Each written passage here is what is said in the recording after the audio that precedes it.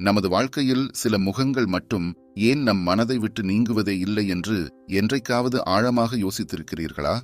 அவர்கள் நம்மை விட்டு பிரிந்து பல ஆண்டுகள் ஆகியிருக்கலாம், அல்லது அவர்கள் கூட ஒரு புதிய உறவை தொடங்க வேண்டும் என்று நாம் இரவு பகலாக ஏங்கிக் கொண்டிருக்கலாம்.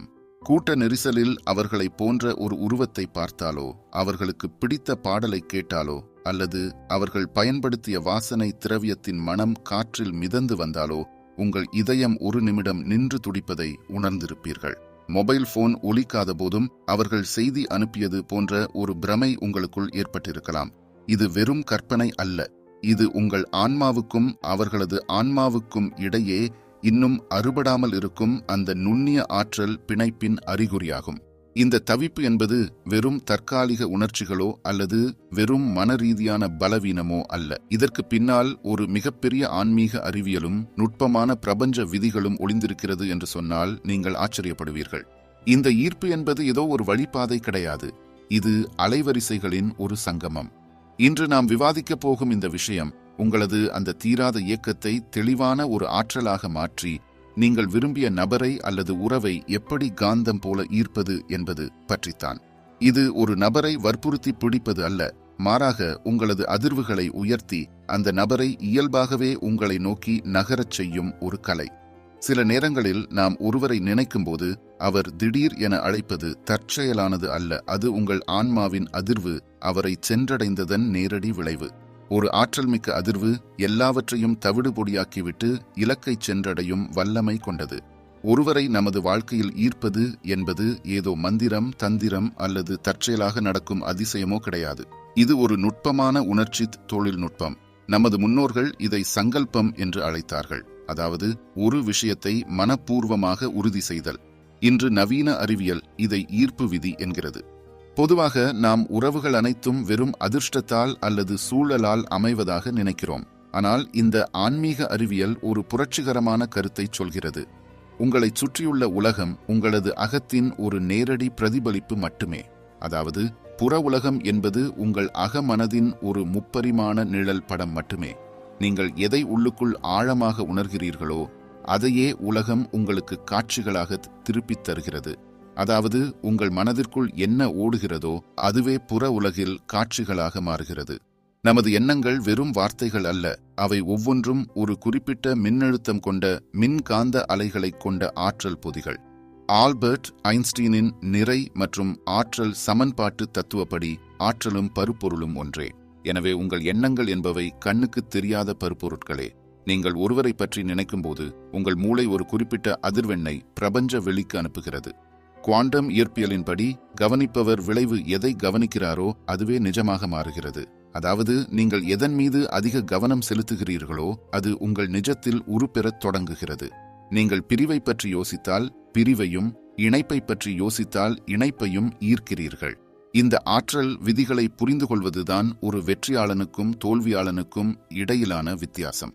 இந்த பிரபஞ்சத்தில் உள்ள எல்லாமே, உங்கள் கையில் இருக்கும் கைபேசி முதல் வானில் மின்னும் நட்சத்திரங்கள் வரை, ஒரு குறிப்பிட்ட அதிர்வில் இயங்கிக் கொண்டிருக்கிறது. அணுக்களை தாண்டி பார்த்தால் அனைத்தும் வெற்றிடமும் ஆற்றலுமே.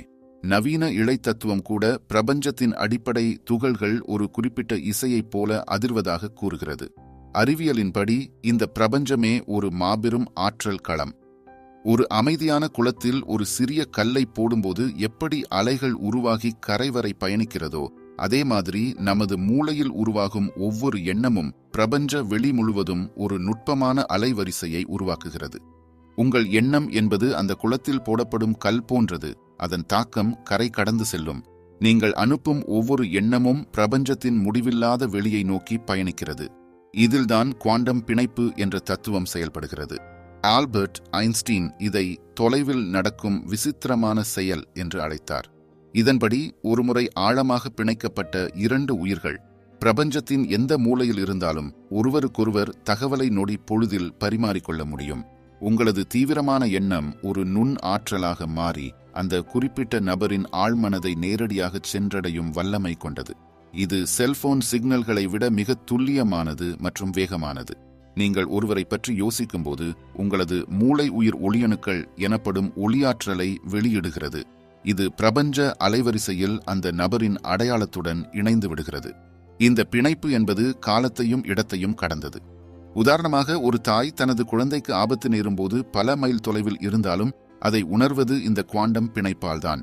உறவுகளும் அத்தகைய பிணைப்பை கொண்டுள்ளன. நமது மூளை ஒரு மிகப்பெரிய தகவல் அனுப்பும் மற்றும் பெறும் நிலையம் போல இடைவிடாது செயல்படுகிறது. நமது ஆழ்மனம் என்பது 95% சக்தியை கொண்டது. விழிப்பு நிலை மனம் என்பது வெறும் 5% மட்டுமே. நாம் செய்யும் பல தவறுகள் விழிப்பு நிலை மனதின் மூலம் தர்க்க ரீதியாக ஆராய்வதுதான். ஆனால் உண்மையான ஈர்ப்பு ஆழ்மனதில் இருந்து நிகழ்கிறது. ஒரு வானொலியில் நாம் ஒரு குறிப்பிட்ட அலைவரிசையை வைத்தால் எப்படி தெளிவான பாடல்கள் கேட்கிறதோ, அதேபோல நாம் எந்த அதிர்வெண்ணில் இருக்கிறோமோ அந்த தகவல்தான் மற்றவர்களின் ஆழ்மனதை போய்ச் சேரும். ஆயினும் இதில் ஒரு முக்கியமான சிக்கல் இருக்கிறது. ஒரு சராசரி மனிதன் ஒரு நாளைக்கு 60,000க்கும் மேற்பட்ட விஷயங்களை சீரற்ற முறையில் யோசிக்கிறான். இதில் பெரும்பாலானவை பயம், சந்தேகம் அல்லது தேவையற்ற கவலைகள். இதனால் உங்களது எண்ண அலைகள் சிதறிப் போய் மிகவும் பலவீனமாக இருக்கும். இதை ஒரு பழைய கார் மின்கலத்திலிருந்து வெளிவரும் மங்கலான வெளிச்சத்திற்கு ஒப்பிடலாம். ஆனால் எப்பொழுது ஒரு குறிப்பிட்ட எண்ணத்தில் நாம் முழுமையான உணர்வை கலக்கிறோமோ அப்பொழுது அது ஒரு லேசர் கதிர் போல மிக வலிமையாக மாறி இலக்கை நோக்கி பாய்கிறது. உணர்வு என்பது உங்கள் எண்ணத்திற்கு உயிரூட்டும் எரிபொருளாகும். உணர்ச்சிகள் இல்லாத எண்ணங்கள் வெறும் காகித கப்பல்கள் போன்றவை. அவை நீரின்றி நகர முடியாது. மனித உணர்ச்சிகள் ஒவ்வொன்றும் ஒரு குறிப்பிட்ட அதிர்வெண் கொண்டவை. காதல் மற்றும் நன்றியுணர்வு மிக உயர்ந்த அதிர்வெண்ணையும், பயம் மற்றும் தவிப்பு மிக தாழ்ந்த அதிர்வெண்ணையும் கொண்டுள்ளன. அதிக அதிர்வெண் கொண்ட உணர்வுகள் குறைந்த அதிர்வெண் கொண்ட தடைகளை எளிதில் தகர்த்துவிடும். நீங்கள் எவ்வளவு தூரம் மகிழ்ச்சியாக இருக்கிறீர்களோ அவ்வளவு தூரம் உங்கள் ஈர்ப்பு சக்தி அதிகமாக இருக்கும். இந்த ஆன்மீக ஆற்றலை எப்படி முறையாகவும் அறிவியல் பூர்வமாகவும் பயன்படுத்துவது என்று இந்த கட்டுரை 6 முக்கியமான பயிற்சி கட்டங்களை விரிவாக விளக்குகிறது. முதல் படி, மன அமைதி மற்றும் அலைவரிசை மாற்றம். முதலில் உங்களைச் சுற்றியுள்ள புறச்சத்தங்களை முழுமையாக நிறுத்திவிட்டு உங்கள் மனதிற்குள் இருக்கும் குழப்பங்களையும் அமைதிப்படுத்துவதுதான் முதல் கட்டம். இது உங்கள் மனக்கண்ணாடியை துடைப்பதற்குச் சமம். ஒரு அமைதியான இடத்தில் அமர்ந்து உங்கள் மூச்சை மட்டும் மென்மையாக கவனித்து உங்கள் மனதை தெளிவான ஒரு வெற்று காகிதமாக மாற்றிக்கொள்ள வேண்டும். இதற்காக நாடி சுத்தி அல்லது மூச்சு பயிற்சி போன்ற எளிய முறைகளை மேற்கொள்ளலாம். ஆழமான சுவாசம் உங்கள் நரம்பு மண்டலத்தை அமைதிப்படுத்தி மூளையை தியான நிலைக்கு அழைத்துச் செல்லும். மனம் பரபரப்பாகவோ அல்லது பதற்றமாகவோ இருக்கும்போது மூளை பீட்டா என்ற வேகமான அலைகளை வெளியிடும். இந்த நிலையில் உங்களது எண்ணங்கள் ஈர்ப்பு விசைக்கு எதிராகச் செயல்படும். உங்கள் உடல் தளர்வடைந்து மூச்சு சீராகும் போதுதான் மூளை அலைகள் ஆல்பா நிலைக்கு மாறும். இதுவே ஆழ்மனதின் நுழைவு வாயில். அதிகாலை நேரமான பிரம்ம முகூர்த்தம் இதற்கு மிகச் சிறந்தது. ஏனெனில் அப்போது பிரபஞ்சத்தின் ஆற்றல் தூய்மையாகவும் மற்றவர்களின் எண்ண அலைகளின் குறுக்கீடு குறைவாகவும் இருக்கும். இந்த அமைதி உங்கள் ஆன்மாவின் மின்கலத்தை சார்ஜ் செய்வது போன்றது. அதிகாலை அமைதியில் மனது ஒரு லேசர் போல கூர்மையடையும். இந்த நிலையில் நீங்கள் சத்தம் மற்றும் சமிக்ஞை விகிதத்தை குறைக்கிறீர்கள். அதாவது தேவையற்ற மன இரைச்சல்களை குறைத்து உங்கள் இலக்கிற்கான சிக்னலை வலுப்படுத்துகிறீர்கள். அமைதியான குளத்தில் மட்டுமே நீங்கள் போடும் கல்லின் அலைகள் தெளிவாக தெரியும், கொந்தளிப்பான கடலில் அல்ல. இரண்டாவது படி, முப்பரிமாண மனக்கண் காட்சி. அடுத்து அந்த நபரை வெறும் ஒரு புகைப்படமாகவோ அல்லது மங்கலான உருவமாகவோ நினைக்காமல் உங்கள் கண் முன்னால் அவர் நிஜமாகவே உங்களுடன் இருப்பது போல ஒரு துல்லியமான காட்சியை உருவாக்க வேண்டும். அவர் சிரிக்கும் அழகு, அவரது கண்களில் மின்னும் அந்த அன்பு, அவர் பேசும் குரலின் ஏற்ற இரக்கம் என அணு அணுவாக கற்பனை செய்ய வேண்டும். இது வெறும் பகல் கனவு இல்ல. நரம்பியல் அறிவியலின்படி நாம் ஒன்றை ஆழமாக நினைக்க பழகும்போது மூளையில் உருவாகும் மாற்றங்கள் நாம் அதை நிஜமாக அனுபவிக்கும் போதும் அதே அளவில் நடப்பதாக கண்டறியப்பட்டுள்ளது. அதாவது உங்கள் மூளைக்கு நிஜத்திற்கும் கற்பனைக்கும் இடையிலான எல்லைக்கோடு தெரியாது. நரம்பு மண்டல நெகிழ்வு தன்மை மூலம் உங்கள் மூளை இந்த புதிய தகவலை உண்மையாக ஏற்றுக்கொண்டு புதிய நரம்பு பாதைகளை உருவாக்குகிறது. உதாரணமாக, நீங்கள் விரும்பும் நபருடன் ஒரு உணவகத்தில் அமர்ந்து உரையாடுவதாக கற்பனை செய்யுங்கள். அந்த பூங்காவின் பசுமை, காற்றில் மிதக்கும் பூக்களின் மனம், அவர் உங்களை பார்த்து புன்னகைக்கும் போது அவரது கண்கள் சுருங்கும் விதம் என அனைத்தையும் மிக தெளிவாக மனத்திரையில் ஓட்ட வேண்டும். வெறும் படமாக மட்டும் பார்க்காமல் அந்த இடத்தின் வாசனையையும் ஒலியையும் உணர வேண்டும். அவர் உங்களிடம் என்ன பேசுகிறார்? அவரது கை உங்க கையை தொடும்போது அந்த கதகதப்பு எப்படி இருக்கிறது? இப்படி ஐம்புலன்களையும் பயன்படுத்தி கற்பனை செய்யும்போது உங்கள் நரம்பு மண்டலம் அது நிஜமாகவே இப்போது நடப்பதாக பதிவு செய்து கொள்கிறது. இந்த மன ரீதியான ஒத்திகைதான் உங்கள் எதிர்காலத்தை இப்போது உங்கள் மனதிற்குள் வரவழைக்கிறது. முக்கியமாக நீங்கள் காட்சியை பார்க்கும்போது உங்களை ஒரு பார்வையாளராக பார்க்காமல் உங்கள் கண்ணால் பார்ப்பது போன்ற முதல் நபர் பார்வை இருக்க வேண்டும். மூன்றாவது படி உணர்தல். இதயத்தின் காந்த சக்தி மிக முக்கியமான மற்றும் சக்தி வாய்ந்த படி இதுதான். அந்த நபர் ஏற்கனவே உங்கள் வாழ்க்கையில் வந்துவிட்டது போலவும் நீங்கள் அந்த உறவில் இப்போது பேரானந்தத்தில் இருப்பது போலவும் ஆழமாக உணர வேண்டும். இங்கேதான் நமது தர்க்க அறிவு குறுக்கே வந்து, நிஜத்தில் அவர் இப்போது இல்லையே, அப்புறம் எப்படி நான் சந்தோஷமாக இருக்க முடியும் என்று கேள்வி கேட்கும். ஆனால் நமது மூளைக்கு ஒரு விசித்திரமான ரகசியம் தெரியும். அதற்கு வெளியுலகில் பார்க்கும் நிஜத்திற்கும் மனதிற்குள் நாம் உருவாக்கும் தீவிரமான உணர்வுக்கும் வித்தியாசம் தெரியாது. உணர்வுதான் ஆற்றலின் மொழி. இதற்கு ஒரு எளிய உதாரணம். நீங்கள் கண்களை மூடிக்கொண்டு ஒரு புளிப்பான எலுமிச்சை பழத்தை நறுக்குவதாக கற்பனை செய்து பாருங்கள்.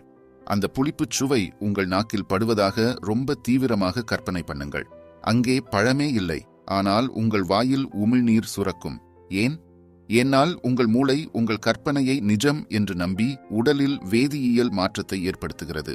அதே போலத்தான் அந்த நபர் உங்களுடன் இருப்பதாக நீங்கள் மனதார நம்பி மகிழும்போது உங்கள் உடலில் மகிழ்ச்சிக்கான ஹார்மோன்கள் சுரக்கும். இதயத்தின் மின்காந்த சக்தி மூளையை விட 5000 மடங்கு அதிக வலிமை கொண்டது என்று ஆய்வுகள் கூறுகின்றன. மூளை எண்ணங்களை அனுப்புகிறது, ஆனால் இதயம் அவற்றை ஈர்க்கிறது. இதயத்தைச் சுற்றி ஒரு ஆற்றல் மண்டலம் என்ற காந்தப்புலம் இருக்கிறது. நீங்கள் இதயபூர்வமாக ஒரு விஷயத்தை உணரும்போது உங்கள் இதயம் ஒரு மிகப்பெரிய காந்தமாக மாறி அதே அதிர்வில் இருக்கும் அந்த நபரை உங்களிடம் காந்தம் போல இழுத்து வரும். இதயம் மற்றும் மூளை ஒருங்கே செயல்படும்போது உங்கள் ஆற்றல் பல மடங்கு பெருகும். நன்றியுணர்வு என்பது இந்த பயிற்சியின் மிக உயர்ந்த அலைவரிசை. அது ஏற்கனவே உங்களுக்கு கிடைத்துவிட்டது என்பதற்கான ஆன்மீக அத்தாட்சி. நன்றி என்பது பெறுவதற்கான மந்திரச்சொல். உங்களது ஒவ்வொரு அணுவும் அந்த நபரின் இருப்பை உணர்ந்து சிலிர்க்க வேண்டும். நான்காவது படி சங்கல்பம் மற்றும் உறுதிமொழி.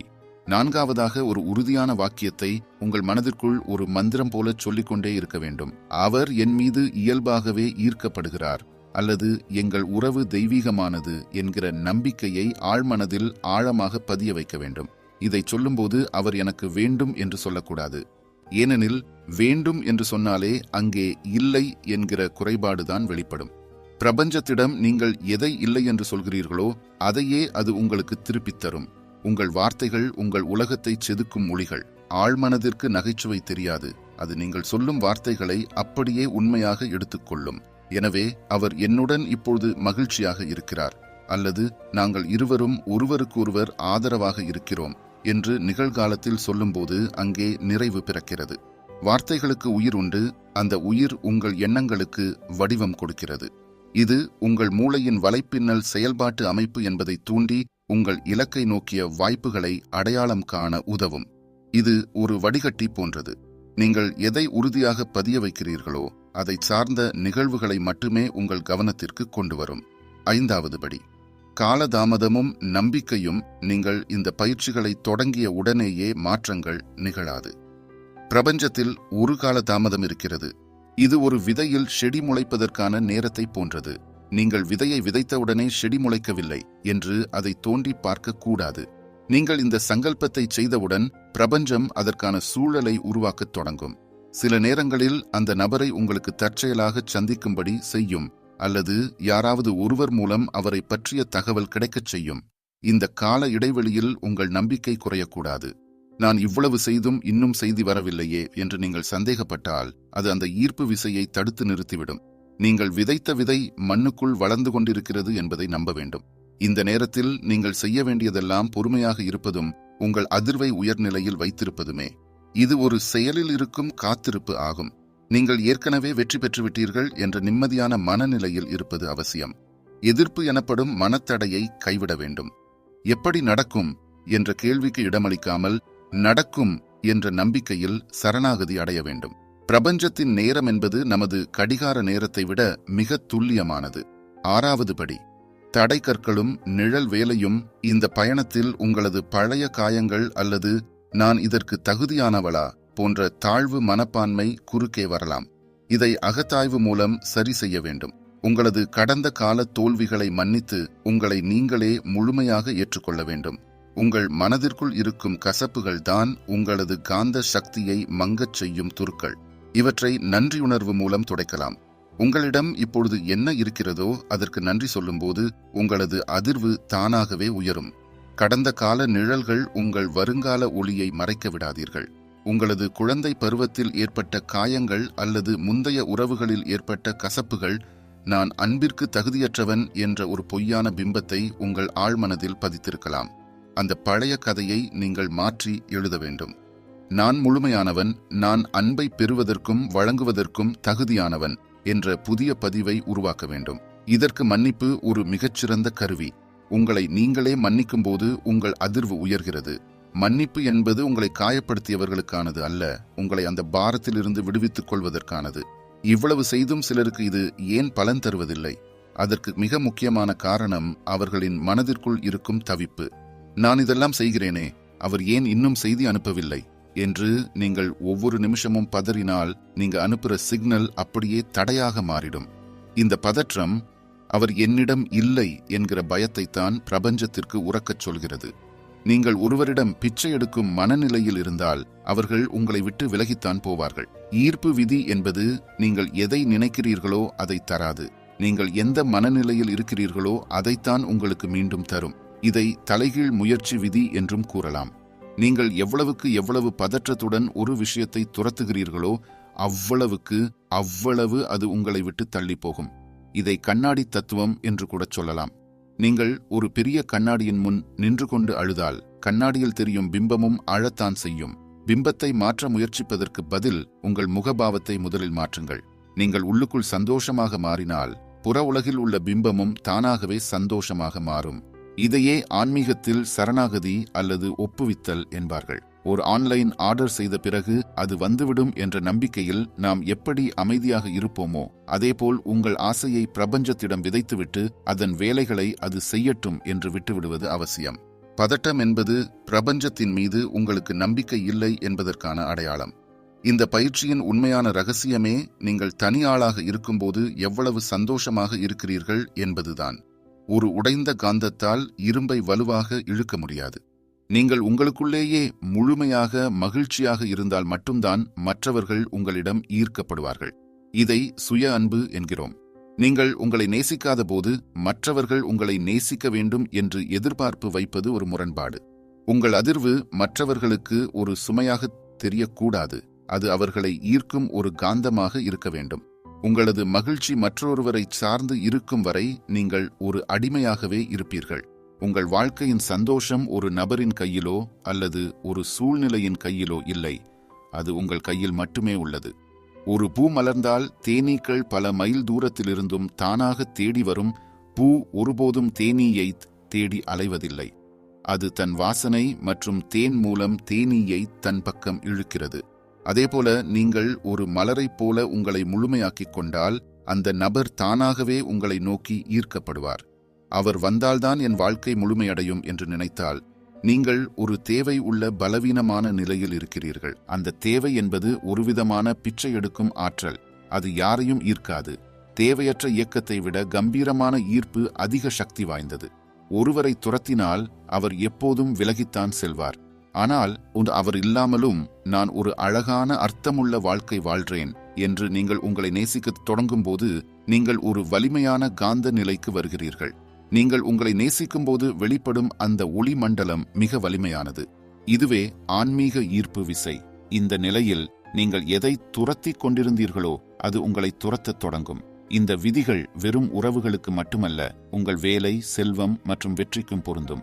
இது ஒரு வாழ்க்கை கையேடு. மாற்றம் எப்போதும் உங்களிடம் இருந்துதான் தொடங்க வேண்டும். நீங்கள் உங்களது அலைவரிசையை உயர்த்தும் போது உங்களைச் சுற்றியுள்ள உலகமும் அதற்கேற்ப தன்னை மாற்றிக்கொள்ளும். இது வெறும் ஒரு நபரை ஈர்க்கும் பயிற்சி மட்டும் கிடையாது. நம்மள நாமே மனதளவுல கட்டுப்படுத்தவும் நம்ம உணர்ச்சிகளை சரியா கையாளவும் கற்றுக் கொடுக்கிற ஒரு அற்புதமான கருவி. உங்க எண்ணங்களையும் உணர்ச்சிகளையும் உங்க கட்டுப்பாட்டிற்குள் கொண்டு வரும்போது நீங்கள் விரும்பின நபரை ஈர்க்கிறது மட்டுமில்லாம உங்க ஒட்டுமொத்த வாழ்க்கையுமே உங்களால விரும்பினபடி வடிவமைக்க முடியும். நீங்கள் ஒரு கூட்டு படைப்பாளி என்பதை உணருங்கள். முடிவாக நீங்கள் எதை அடைய விரும்புகிறீர்களோ முதலில் அதாகவே நீங்கள் மாற வேண்டும். அந்த முழுமையான சந்தோஷம்தான் ஈர்ப்பு விதியின் உண்மையான சாவி.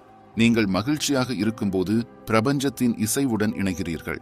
அப்பொழுது நீங்கள் எதை தேடுகிறீர்களோ அதுவும் உங்களை தேடிக்கொண்டே இருக்கும் என்பதுதான் நிதர்சனமான உண்மை. உங்கள் அதிர்வுகளை அன்பினாலும் மகிழ்ச்சியினாலும் நிரப்புங்கள். உலகம் உங்கள் காலடியில் இருக்கும். உங்களது எண்ணங்கள் வலிமையானவை. உங்கள் உணர்வுகள் மாற்றத்தை ஏற்படுத்துபவை. நம்பிக்கையுடன் உங்கள் பயணத்தை தொடங்குங்கள். நீங்கள் விரும்புவது ஏற்கனவே உங்களுடையது என்ற உணர்வுடன் வாழத் தொடங்குங்கள். நீங்கள் ஒரு பிரபஞ்ச கலைஞர். உங்கள் எண்ணங்களால் உங்கள் உலகத்தை செதுக்குங்கள். பிரபஞ்சம் உங்களுக்காக காத்திருக்கிறது. நீங்கள் செய்ய வேண்டியதெல்லாம் அந்த சரியான அலைவரிசையில் இணைவதுதான். உங்களது விதியே உங்களது கையில்தான் இருக்கிறது.